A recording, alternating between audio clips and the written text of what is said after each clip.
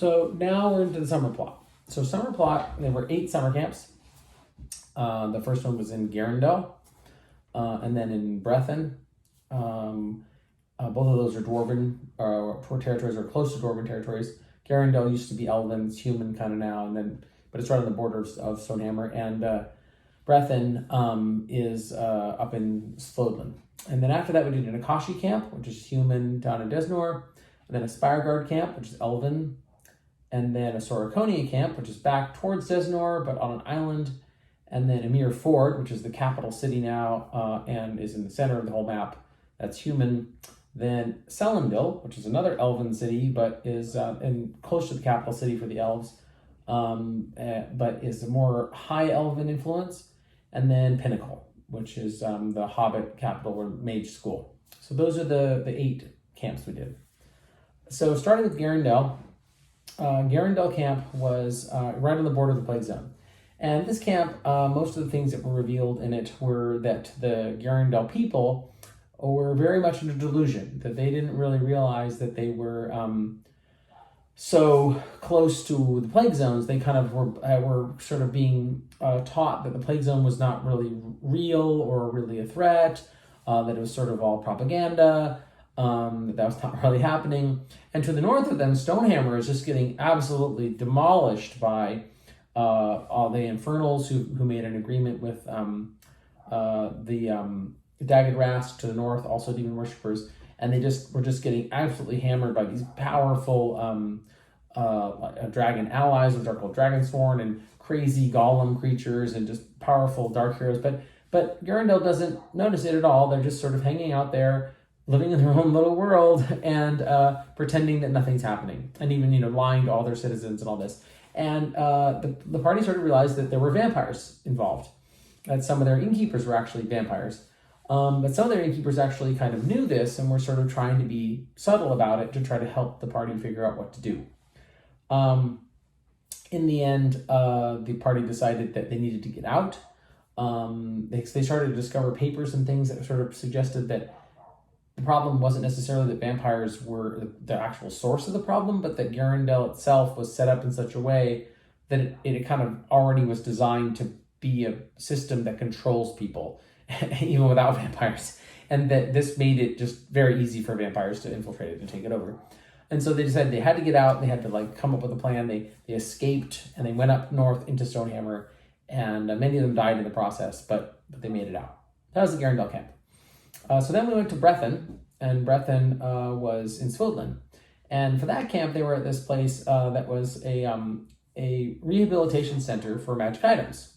So magic items have spirits in them, and those spirits sometimes become kind of insane or damaged. They gain restrained flaws. They end up having problems. And so this elf named Will had started this rehabilitation center and was trying to help magic items to recover themselves and become useful again.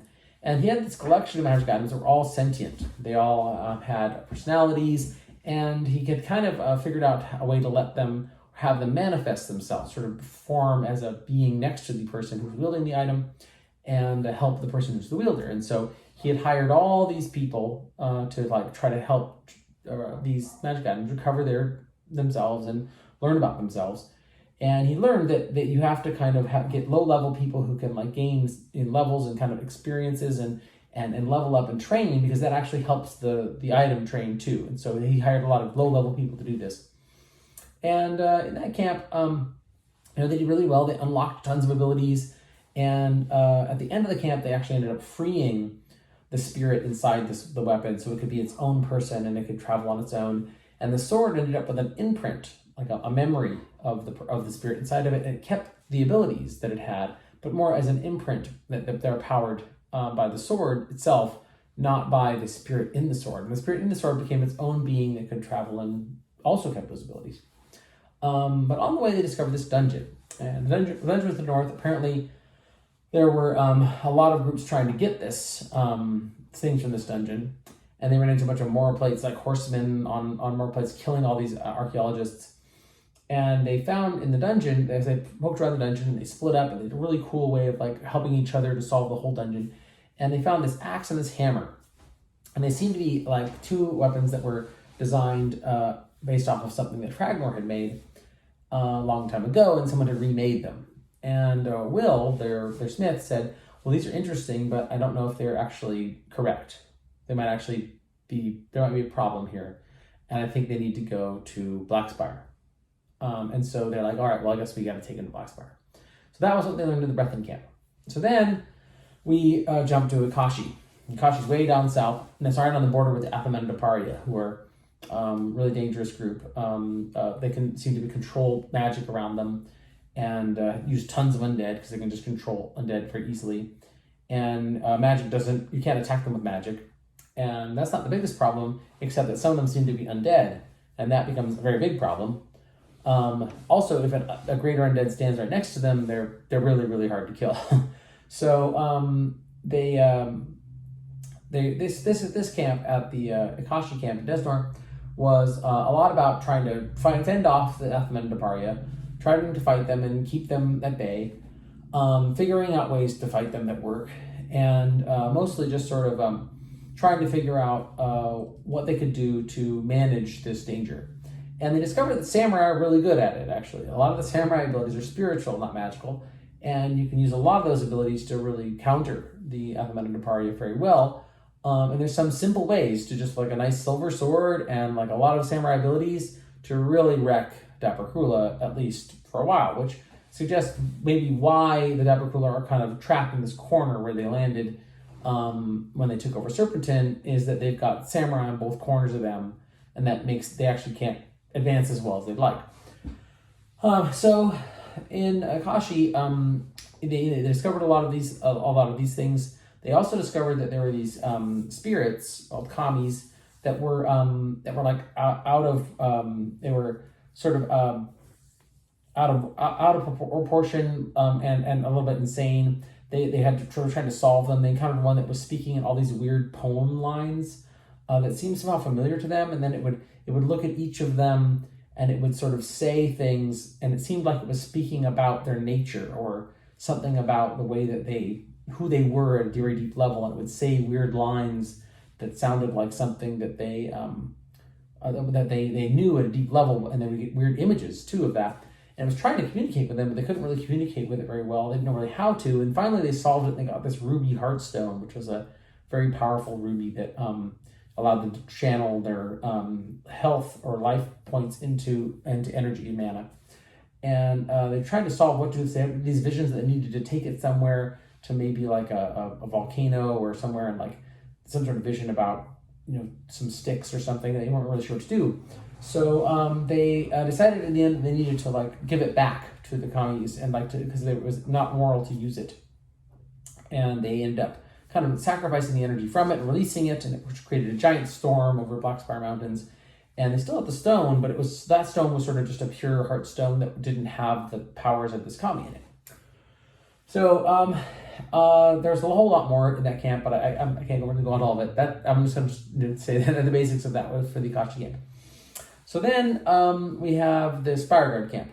Now, Spireguard camp kind of picked up where the Spireguard League left off, and in the Spireguard camp, the party was sort of realizing that as they sort of all gathered in Spireguard, that some major forces were planning on sort of attacking Spireguard and destroying it. And one of those major forces was the Darkhold Dragonsworn, and a particular dragon called Volcamdian. Now, Volcamdian was responsible for the death of Million Echoes, one of the teachers at Pinnacle, has been a major menace to Pinnacle for years, and is one of the leaders of the Darkhold Dragonsworn, and pretty much causes mages just to kind of blow up when they try to cast spells. And Volcamdian was sort of bringing an army in and attacking them, and they could poke at Volcamdian's troops, but fighting Volcamdian was just a lose scenario. And like, we have no way to fight Volcamdian, as a city. Like, we're just gonna die. We don't, how do you fight an ancient dragon like this? There's no way to do it, and we'll try what we can try, but I think we're all gonna die.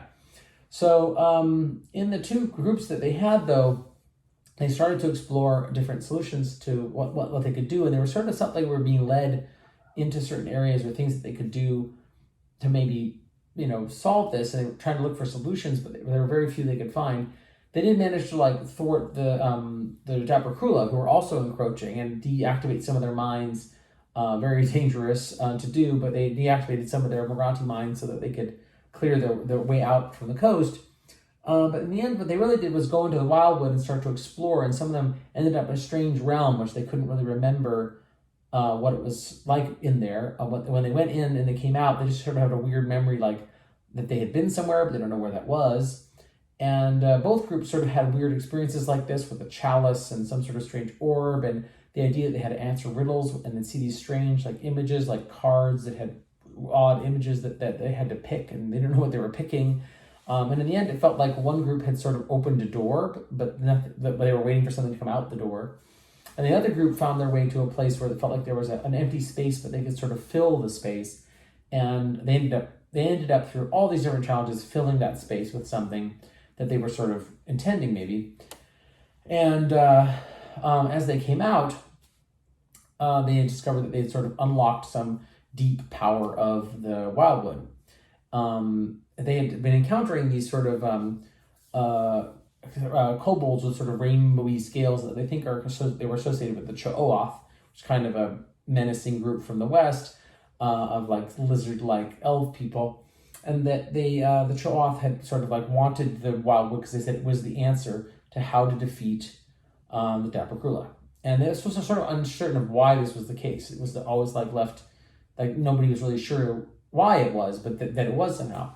And when they unlocked this thing, it felt like something sort of started to come out of the wildwood. And at first they thought it was a whole bunch of like drakes or something, and then I discovered it was like this giant army of shadow dragons, which was just insane to see, like an army of shadow dragons, was just bizarre. But they thought it was like, okay, we're just totally dead now. Like the city is just annihilated. We're gonna get completely overrun with shadow dragons. But it turned out that all these shadow dragons were actually there to protect the city. And so Volcandian now had to deal with an army of some 100 and some odd shadow dragons that is just like there's no chance that an ancient red dragon has against an army of shadow dragons. And so this was just bizarre. They did discover that a lot of the shadow dragons were illusions, but very powerful illusions created by dragons. And that probably was really more like 24 shadow dragons actually. But even 24 shadow dragons is plenty. So Volcandian seemed sort of thwarted. He had sent another dragon further into the wildwood to try to maybe do something at the heart of the wildwood and maybe destroy the wildwood elves, or perhaps maybe control them. They weren't sure. So there's a big battle, a very key battle in the wildwood where they had to fight their way, and they didn't sure what they were doing, but in the end they were trying to get into this grove where all the wildwood elves were meditating. And then once they got this one person in, which was one of the wildwood orphans, that seemed to trigger something, and then that person went into a trance and was in a riddle. And they ended up trying to solve the riddle, but it was very odd. They ended up being able to fight the riddle because they had a particular sword that allows them to fight riddles. And they ended up defeating the riddle, and something unlocked, but they weren't sure what it was. So that was the Spireguard camp. So that gets us about halfway through the summer. I'm going to stop there because I don't want these videos to be too long. And then I'll do the second half of the summer in the next video.